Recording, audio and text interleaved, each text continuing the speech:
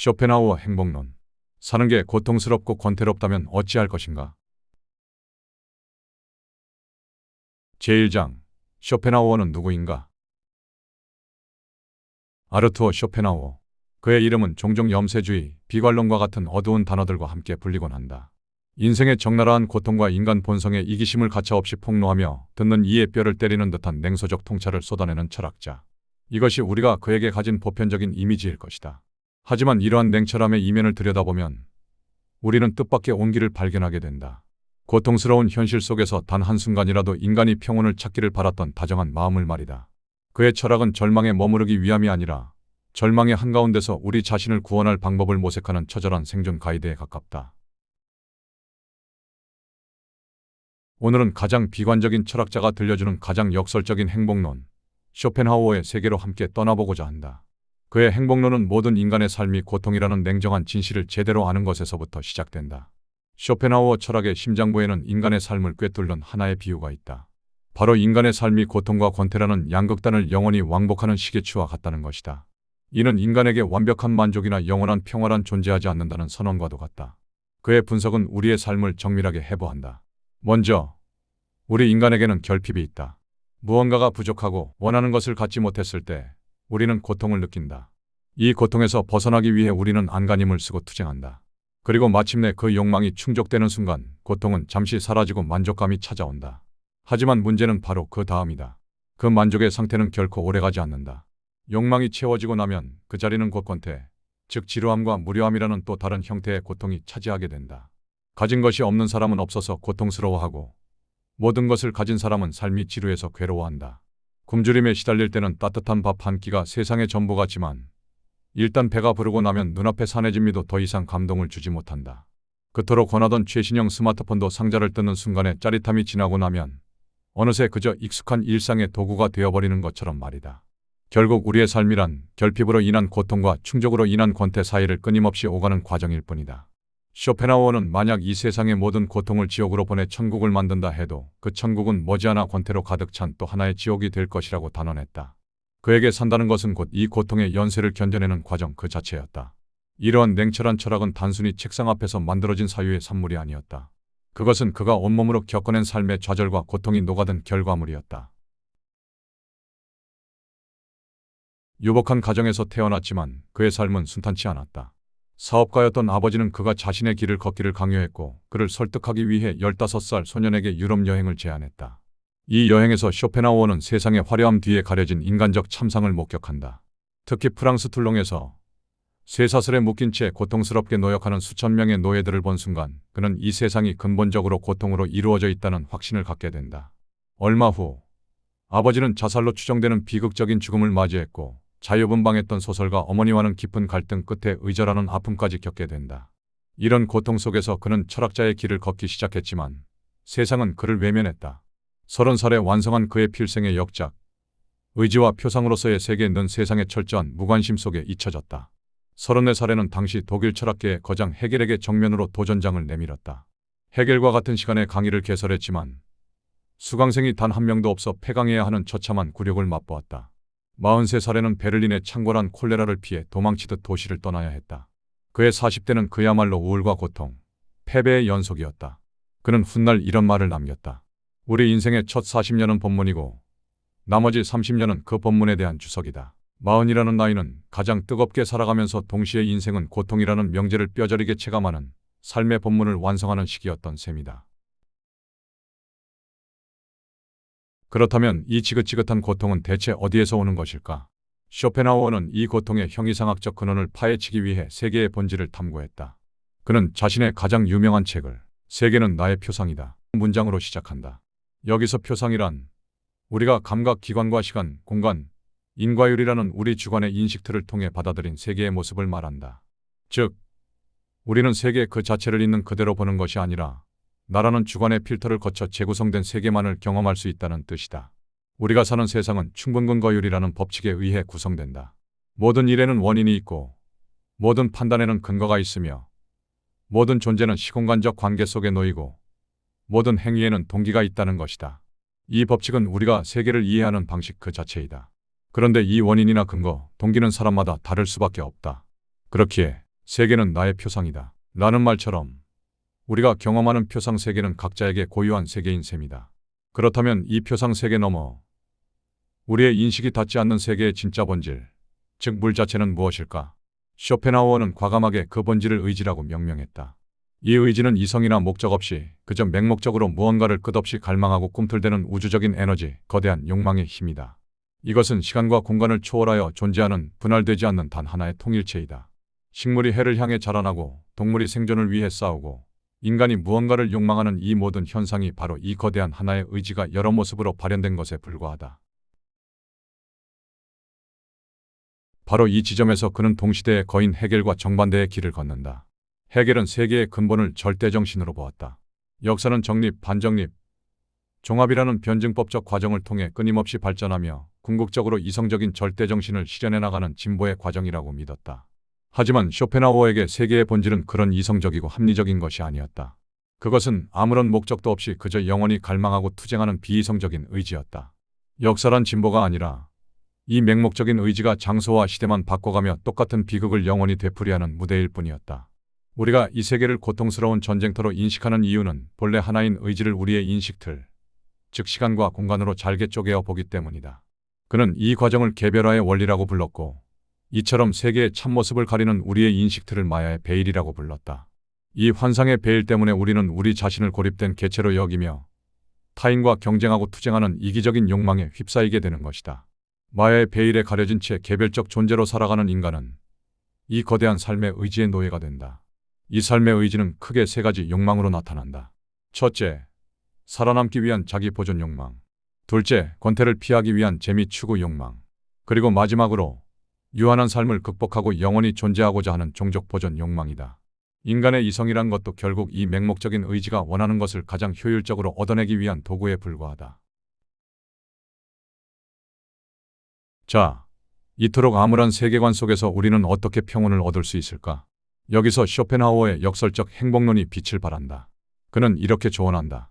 쾌락을 늘릴 시간이 있으면 그 시간의 고통을 줄이는데 에너지를 쓰라. 그는 하나의 고통이 10개의 쾌락과 맞먹는 힘을 가졌다고 말했다. 우리는 우리가 누리는 수많은 좋은 것들에는 둔감하지만 우리를 괴롭히는 단 하나의 문제에는 온 신경을 집중한다. 쾌락은 너무나 짧고 곧바로 권태로 넘어가기에 그 찰나를 위해 인생의 에너지를 쏟는 것은 비합리적인 투자이다.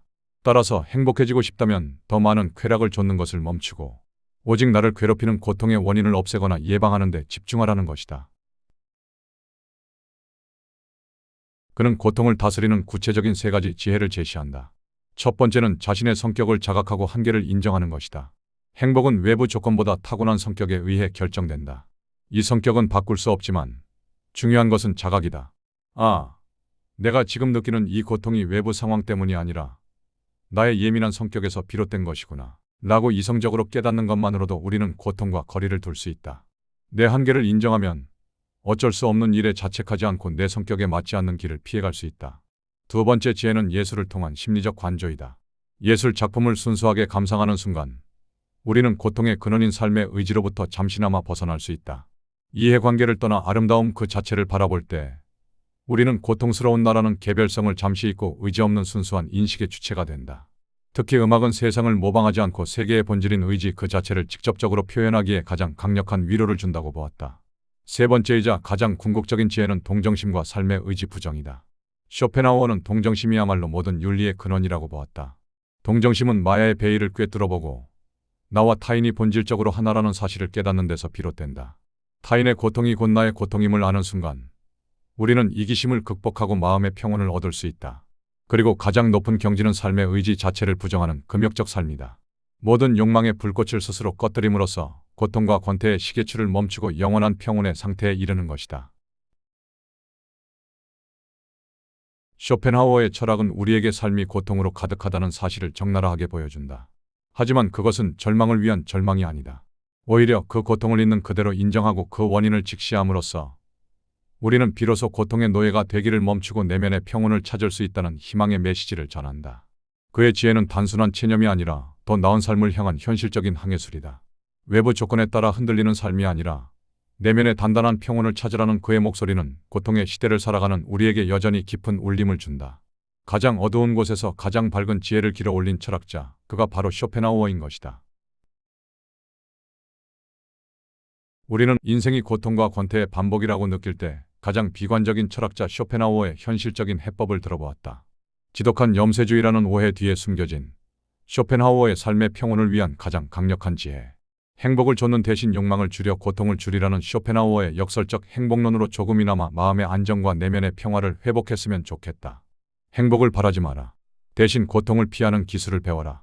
쇼펜하우어 행복론의 핵심이다. 제2장, 나이 들수록 혼자가 행복하다. 타인의 의견에 따라 사는 것은 당신의 영혼을 그에게 저당 잡히는 일이다. 중년의 삶이 버거운 이유는 타인의 시선을 의식하는 습관이 너무 오래 몸에 밴 탓이다. 우리는 끊임없이 타인의 평가를 의식하며 산다. 사람들이 나를 어떻게 생각하는지, 내가 그들에게 어떻게 보이는지에 집착한다. 그러다 보니 정작 내가 누구인지, 내가 진짜 원하는 것이 무엇인지 잊어버린다. 대부분의 인간은 스스로 생각하지 않는다. 그들은 남의 생각을 되풀이하며 자신의 머리로 생각하기를 두려워한다. 대화가 필요한 이유는 서로의 진심이 오가지 않기 때문이다. 많은 이들이 생각하는 사람이 아니라 반복하는 사람으로 살아간다. 쇼펜하우어는 말했다. 평생을 남이 원하는 나로 살 수는 없다. 남의 눈높이에 나를 맞추려는 데서 모든 불행이 시작된다. 쇼펜하우어는 인간의 본성을 냉철하게 바라봤다. 인간은 자기 자신을 남보다 사랑하며 사랑조차 그 연장선상에 있다. 이 사실을 받아들이면 실망도 줄어든다. 선의로 대했다가 상처받는 일은 인간의 본성을 오해한 결과일 뿐이다. 사람은 타인의 불행 속에서 안도하고 타인의 행복 속에서 불안을 느낀다. 누군가의 실패에 은근히 위로를 느낀 적이 있다면 그것은 부끄러운 일이 아니다. 우리 모두는 같은 본성을 지닌 존재다. 이 사실을 인정할 때 타인을 용서할 수 있고 자신을 객관화할 수 있다. 인간은 아무리 친한 사람에게도 자신의 비밀을 털어놓을 수 없다. 결국 그런 솔직함이 나중에 뒷담화나 비방의 단서를 제공하기 때문이다. 우정과 사랑, 결혼으로 이어지는 밀접한 인간관계도 비밀을 보장하지는 못한다. 지루함은 인간이 자신을 마주하지 못한 결과이다. 사람은 지루함을 피하기 위해 서로를 괴롭힌다. 관계가 고통스러운 이유는 우리가 외로움을 견디지 못해 억지로 관계를 붙잡기 때문이다. 인간이 다른 사람을 만나는 이유는 고독을 견딜 능력이 없기 때문이다. 정확하게 말하자면 고독한 시간을 생산적으로 잘 활용하지 못하는 무능력, 내면의 공허, 권태감 때문이다. 다른 사람과 어울리기 좋아하는 사람은 단조로움을 피해 외부로부터 강한 자극을 원한다. 그러나 다른 사람의 요구에 따르다 보면 자신의 권리를 포기하는 일이 생긴다. 그리고 이것이 계속되어 외부로부터 끊임없는 자극을 원하다 보면 유흥에 빠지거나 술꾼이 되는 경우가 많은 것이다. 고독은 결핍이 아니라 정신의 작업실이다. 쇼펜하우어는 고독의 가치를 강조했다. 고독은 혼자가 아니라 깨어있는 상태이다. 혼자 있을 때 비로소 우리는 생각하고 돌아보고 성장한다. 자신을 지키기 위해선 침묵을 배워야 한다. 사람은 자신을 보호하기 위해 고독 속으로 물러나야 한다. 침묵은 회피가 아니다. 그것은 자기 존중의 한 형태이며 감정에 휘둘리지 않는 내면의 단단함이다. 가장 가치 있는 삶은 홀로 지낼 수 있는 능력을 키우는 데 있다. 자신으로부터 도망쳐서 결국 되돌아와 만나게 되는 것은 자신의 본래 모습이다. 다른 사람과 어쩔 수 없는 관계를 줄이면 자신만의 자유와 욕구가 회복된다. 온전히 혼자 있어보라. 고독은 인간이 성장하는 과정에 긍정적인 효과가 있다. 인간은 홀로 설 수 있을 때 어른으로 더욱 성장했다고 할 수 있다. 고독은 인간의 본성에 맞는 본래 행복한 상태로 되돌아가게 해준다. 현명한 자는 혼자 있을 줄 안다. 쇼펜하우어는 이렇게 말했다. 현명한 자는 혼자 있을 줄 알고 어리석은 자는 외로움을 견디지 못한다. 고독은 피해야 할 것이 아니라 자신을 회복하는 가장 정직한 길이다. 외로움을 두려워하는 사람은 결국 자신에게서 도망치는 사람이다.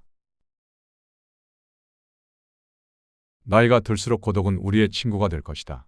그리고 더욱 참된 행복은 자기 안에서 혼자의 힘으로 찾아내야 한다는 사실을 깨달을 것이다. 많은 사람을 만날수록 다수의 의견에 맞춰 희생하거나 눈치 볼 일이 생겨나고 마음을 툭 털어놓지 못하는 상황이 늘어난다. 인간은 혼자 있을 때만 온전히 그 자신일 수 있다. 그러므로 고독을 사랑하지 않는 자는 자유도 사랑하지 않는 자라고 할 수 있다. 말이 적은 자는 결코 어리석은 법이 없다. 말이 많으면 진심이 흐려진다.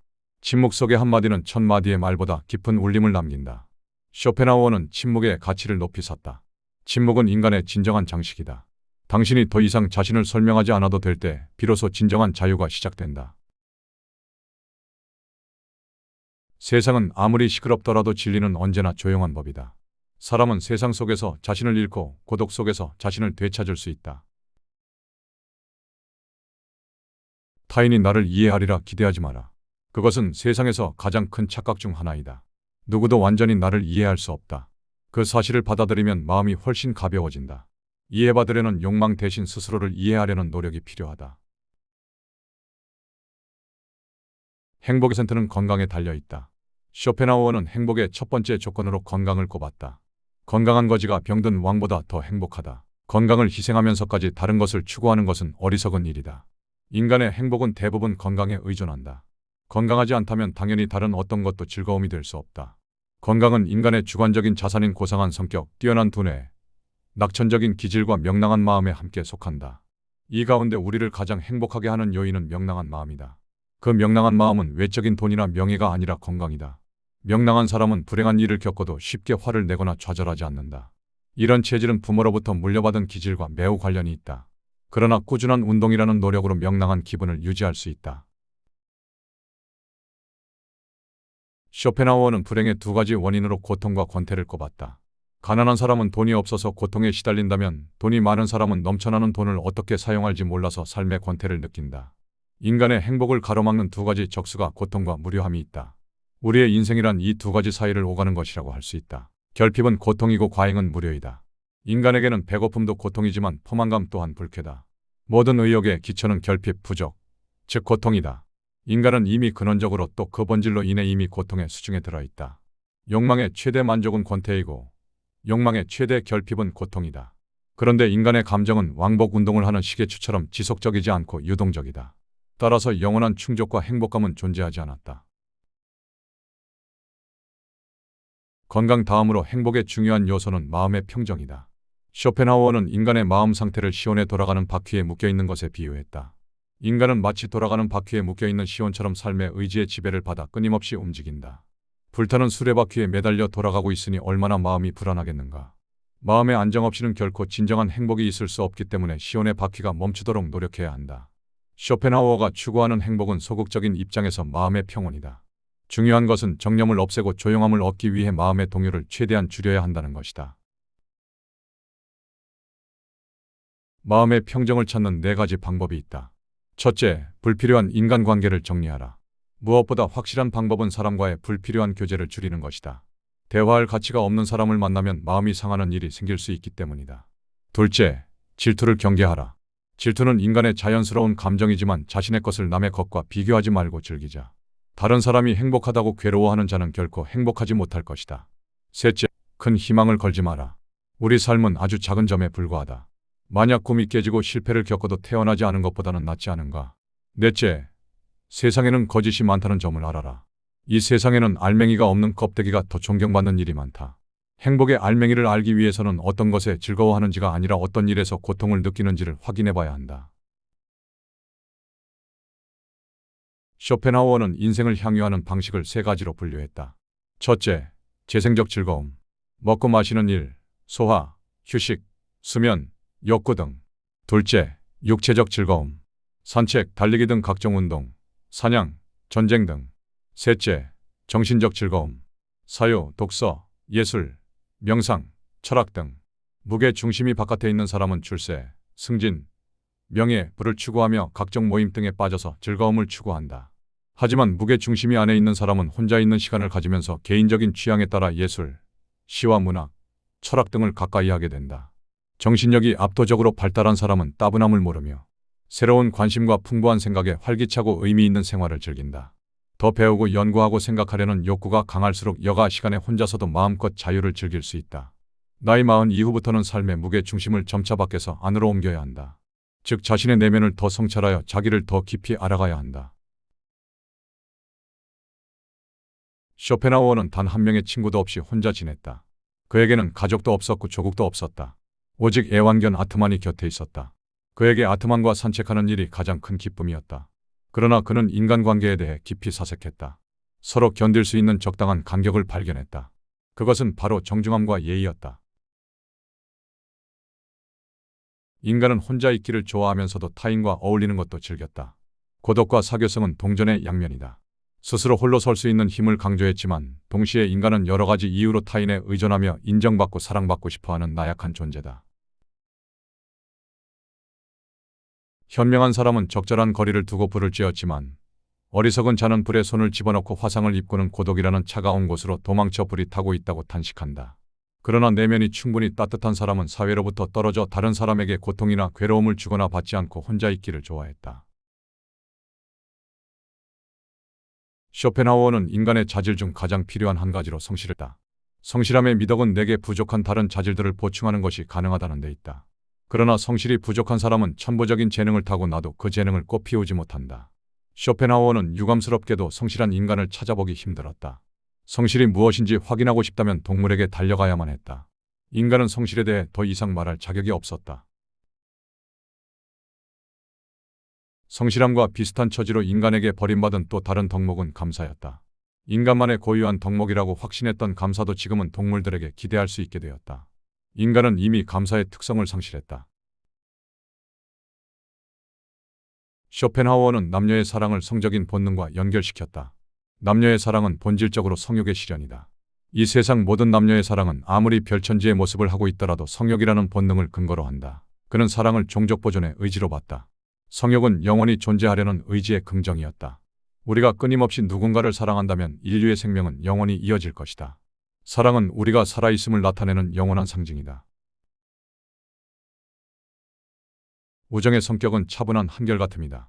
변한다면 그것은 우정이 아니다. 우정은 두 개의 영혼을 지니고 있다. 우정을 가진 자는 두 개의 영혼을 가진 자였다. 한 영혼이 쓰러지더라도 곁에 있는 또 다른 영혼이 그를 일으켜 세웠다. 우정은 겉으로 드러나는 고상한 만남이 되어서는 안 된다. 서로의 내면에 자극이 되고 분발하라는 촉진제가 되어야 한다. 함께 진보하지 않는 우정은 나태와 방종이다. 쇼펜하우어는 고통의 의미를 깊이 성찰했다. 하나의 고통은 열의 쾌락에 맞먹는 힘을 가졌다. 고통의 힘이 쾌락의 힘보다 더 강하다. 모든 쾌락과 행복은 소극적인 성질을 띠는 반면 고통은 적극적인 성질을 띠었기 때문이다. 인간은 행복은 잘 모르지만 불행은 잘 인지했다. 그래서 부와 명예를 가졌을 때는 그 가치를 모르다가 그것이 사라지면 비로소 소중함을 깨닫는다. 건강도 마찬가지다. 우리는 건강을 잘 느끼지 못하지만 고통은 잘 알아차린다. 몸에 작은 상처만 나도 그 통증이 신경 쓰여 불쾌해지는 마련이다. 따라서 쇼펜하우어는 적극적인 행복을 추구하기보다 소극적인 행복을 추구하는 것이 낫다고 주장했다. 쾌락이 아니라 고통이 없는 상태를 추구하라. 고통의 원인을 먼저 없애는 것이 쾌락을 찾는 것보다 더 현명했다. 환상과 같은 향락을 쫓지 말고 결핍, 질병, 위험 등 현실의 고통의 원인을 먼저 없애야 한다. 세상에서 가장 큰 행복을 누리는 사람은 역설적으로 덜 불행하게 살 수 있는 용기가 있고 고통을 그럭저럭 견뎌내면서 하루를 묵묵히 살아가는 사람이다. 어떤 사람이 행복한지 평가하는 기준은 성공, 부, 지위, 출세가 아니라 정신적으로 육체적으로 겪는 고통의 정도다. 따라서 지금 고통이 없다면 지상에서 가장 큰 행복을 누리는 셈이다. 세상에 대한 큰 기대를 하지 않으면, 무엇인가 가지려고 질주하지 않으면 괴로운 일은 막을 수 있다. 10가지의 행복을 추구하지 말고 한 가지의 고통을 피하도록 해야 한다. 소극적인 행복론의 핵심은 고통의 원인을 최소화하는 것이다. 즉 쾌락을 적극적으로 추구할 것이 아니라 고통을 줄여나가는 것이 행복을 위한 일이다. 쇼펜하우어는 냉정한 진실을 말했다. 불행과 고뇌와 절망에서 가장 빨리 위로받는 방법은 나보다 더 비참한 자들을 찾아내는 것이다. 고통과 고뇌에서 벗어나기 위해 인간은 자신을 이렇게 만든 세상을 사유하고 자신이 살아온 길을 더듬게 된다. 우리의 고통보다 더 큰 고통을 바라보는 것이 효과적인 위안이 된다.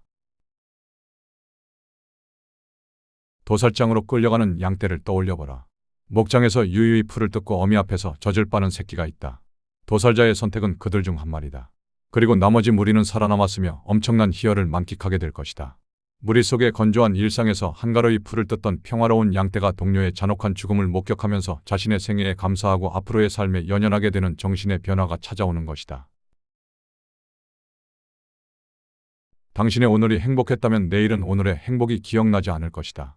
어제의 행복으로 오늘을 만족하는 인간은 없기 때문이다. 하지만 오늘의 재앙으로 당신의 내일은 행복해질 수 있다. 쇼펜하우어는 불교의 사고팔고와 유사한 관점을 가졌다. 이 세상은 고통으로 가득 차 있다. 태어나고 늙고 병들고 죽는 사고가 있다. 그리고 사랑하는 자와 이별해야 하는 애별이고, 싫은 사람과 더불어 살아야 하는 원증애고, 원하는 것을 얻지 못하는 구부듣고, 몸과 마음의 왕성한 감정과 욕구로 인한 오온선고가 있다. 이러한 고통의 세계에서 벗어나는 방법으로 쇼펜하우어는 고독을 선택했다. 출가하여 속세를 등지는 것은 지극히 어려웠지만 스스로 고독한 삶을 통해 욕망을 줄일 수 있었다. 삶은 고통과 권태 사이를 오간다. 모든 욕망의 기저에는 불만, 결핍 그리고 고통이 있다. 만약 원하는 것을 쉽게 손에 넣어 당장의 욕망이 사라진다 해도 인간은 곧 거대한 허무와 권태에 사로잡히게 된다. 인간의 삶은 시계추처럼 고통과 권태 사이를 오간다. 이것이 쇼펜하우어가 본 인생의 본질이었다. 쇼펜하우어 철학의 핵심은 의지다. 우리의 삶은 살아내려는 수많은 의지의 충동적인 힘으로 굴러간다. 소유하지 않은 것을 원하는 의지는 한계나 분명한 목표도 없이 영원히 이어진다. 의지는 구속하는 어떤 충돌이 발생했을 때 비로소 우리 앞의 모습을 나타낸다. 즉 우리는 의지를 가로막는 어떤 존재, 우리를 구속하는 어떤 상황, 현재 모습에서 일탈하고자 하는 욕망, 절대자를 향한 반항에서 의지를 확인한다. 건강한 사람은 자신이 건강하다는 것을 체감하지 못한다. 그러나 길가의 돌뿌리에 발가락이 채여 고통이 밀려올 때면 돌뿌리에 채기 전까지 자신의 발에 이상이 없었음을 인식하게 된다. 말하자면 평온한 일상, 안락한 행복은 삶에서 그 비중이 극히 작다. 소극적인 삶의 형태이며 인생에 미치는 영향 또한 매우 소규모다. 반면에 절망과 고뇌는 삶을 적극적으로 변모시킨다. 쇼펜하우어는 인생의 불확실성을 인정했다. 인생은 실수와 우연으로 덮여 있다. 실수는 실패가 아니다. 실수의 결과는 아무도 모른다. 실수 뒤에 항상 우연이라는 것이 따라왔기 때문이다. 우연히 무슨 짓을 저지를지는 아무도 몰랐다. 실수를 성공으로 바꿔줄지도 모르고 완벽한 계획을 뿌리부터 어지럽게 만들어 버릴지도 모른다. 따라서 자신을 가질 필요도 없다. 우연히 무슨 꿍꿍이를 꾸미고 있는지 아무도 모르기 때문이다. 불행이 터졌을 때보다 불행이 지나간 후가 더 중요했다. 그 일이 벌어지지 않았기를 기대해봐야 소용없다. 불행의 원인이 되었을지도 모르는 자신의 태만이나 무모함, 불성실을 후회하기도 늦다. 불행은 그 자체로 징계다. 불행이 이미 지나갔는데 자기 징계를 반복하는 것은 그 자체로 또 다른 불행을 불러오는 비극이 된다. 명백히 저지른 실수에 대해 변명하거나 축소하거나 미워할 필요는 없다. 깨끗이 인정하고 징계를 받고 우연히 생긴 비극으로 인생의 페이지에 적어둔 뒤 책장을 덮어버리면 그만이다. 사람과의 관계를 보다 원활하게 이끄는 힘은 지속적인 우정에서 나온다. 내 친구는 그곳에 있고 난 이곳에 있다. 내 친구가 그곳에서 할 일이 있듯이 나 또한 이곳에서 할 일이 있다는 마음의 여유와 가치관이 우정의 진리다. 인생이 당신에게 축복으로 남기를 소망한다면 당신이 먼저 인생을 사랑해야 한다. 친해지고 싶다면 당신이 먼저 다가가서 마음을 보여줘야 한다. 나를 사랑한다면 내 영혼이 바라는 나의 모습과 친해져야 한다. 나는 너를 사랑할 수 없다. 사랑하지 않는 것이 아니라 사랑할 수 없다. 하지만 너에게 친절을 베푸는 것은 가능하다. 너를 증오하지 않고 시기하지 않고 너의 회한과 공포에 함께 울어주는 것은 가능하다. 인간은 서로 사랑할 수는 없지만 서로 아끼고 감싸줄 수는 있다. 너의 친절에 감사할 수 있고 내가 지쳐 쓰러졌을 때 누군가가 나를 안아줄 것이라는 믿음이 있다. 쇼펜하우어는 인생의 마지막에 대해 이렇게 말했다. 젊은 날의 희망도 산산이 깨어지고 소년 시절의 꿈도 여름날의 오후처럼 찌들어버렸다. 입에 죽음을 재촉하는 바람이 나를 향해 불어오고 있다. 하지만 그는 그날이 오기 전까지 최선을 다하고 싶다고 말했다. 낙엽처럼 힘없이 추락할 때 바람에 말하고 싶다. 나는 최선을 다했노라고. 그러니 후회하지 않는다고.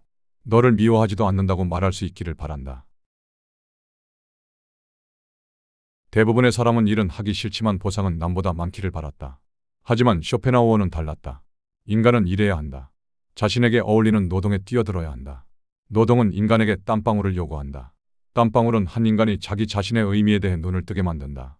진심으로 자신의 생애를 사랑한다면 정해진 운명으로부터 멀어지도록 노력해야 한다. 죽음을 재촉하는 입김이 어머니의 품처럼 따뜻하게 느껴질 때 나는 낙엽처럼 저물어 갈 것이었다. 하지만 그날이 오기 전까지 최선을 다하고 싶다.